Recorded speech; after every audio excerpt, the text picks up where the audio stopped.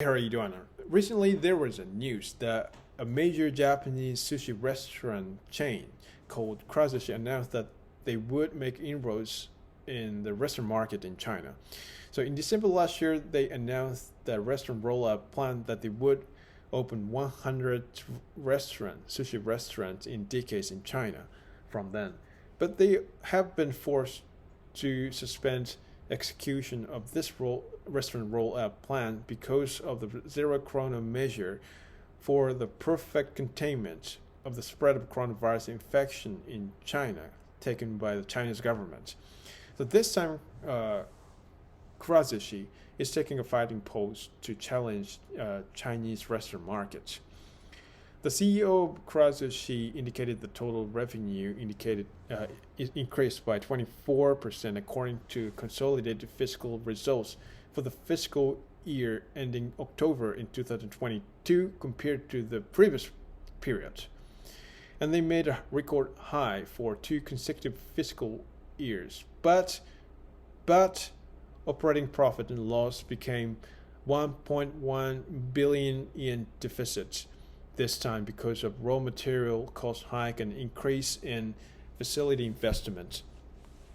And in the previous fiscal year, operating profit and loss had been 2.4 billion yen deficit. So this company kept bleeding a red ink for 2 consecutive fiscal years, 2021 and 2022.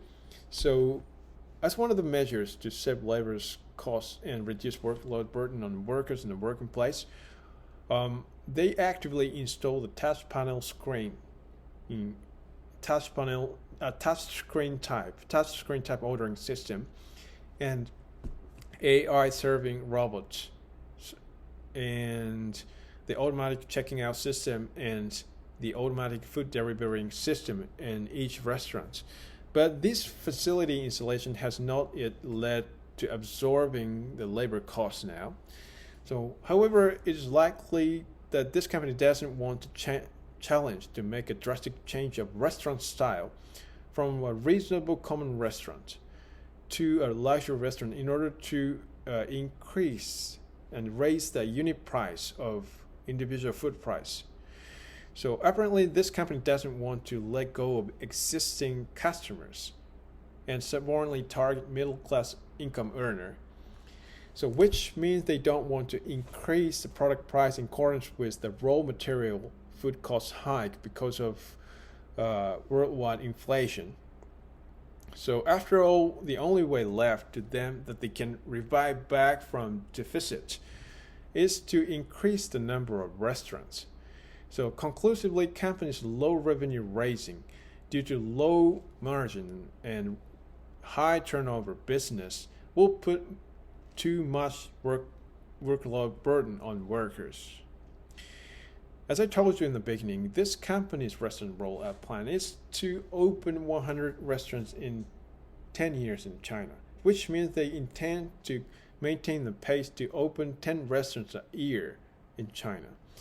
So I think this restaurant rollout speed is very, very fast. So there are a lot of problems to open multiple restaurants in very short term. It's like how much can they invest the time for human resource development in very short term in the situation where they have to hire locals that they don't know Japanese company's culture. And so this is a very important factor of food quality maintenance provided to customers.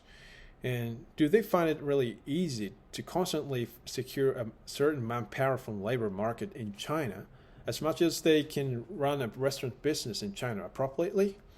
Or do they think that they can constantly secure as much labor as they can cover the risk of serious manpower shortage that may happen in accordance with the analysis of domestic turnover rate?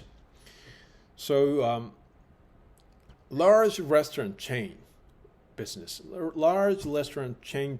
that provides products at very low price and needs a large manpower tends to make a labor salary get close to the legal minimum wage of the country. So, and low margin and high turnover restaurant business tends to have long operation hours to make as much sales as possible to make a profit. So low income and overwork is normalized in this type of restaurants in Japan, and labor turnover rate is very, very high. So that they always have to be looking for people to work with in the labor market, from the labor market, who can accept overwork with very low income. So what is seriously problematized in this, in terms of Japanese restaurant chain business, is that they don't question about their corporate culture that treats laborers as if they were slaves who can't make humane life, right? The reality that happens in each restaurant managed by this type of company is that there are big gap between management issues that headquarters want to overcome and the problems that workers have through daily operations of restaurants. So it's like there is a serious chronic manpower shortage problem in each restaurant every time. So this situation increases the workload burden on individual workers because of high turnover rates. So overwork culture that forces workers to work for way longer hours than legal working hours encourages workers to think that this is normal working style. You know what I mean? So no salary increase and normalized custom of overtime work will get working environments and atmosphere worse and worse, right? So workers with no mental leeway will develop the situation where verbal abuse of workers by taking advantage of the position is rampant in the working place. So in the meantime, the situation was spur on contributing raising the turnover rates in the restaurant. So when I firstly heard the company's multiple restaurant rollout plan, what officers of the headquarters see on how they can run the restaurant business is value changes on business performance. So laborers are just laborers working in the restaurants, or just numbers that bring a certain revenue, and laborers are just resource that influences various values of business performance.